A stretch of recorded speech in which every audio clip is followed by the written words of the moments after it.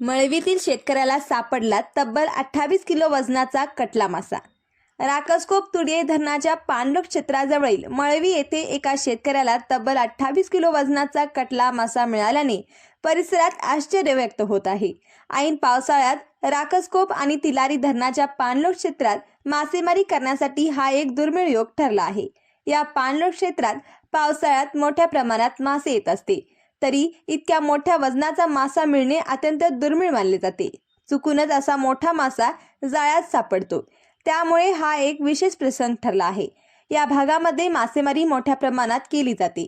कटला आणि नवरंग माशाला तर नेहमीच मोठी मागणी असते।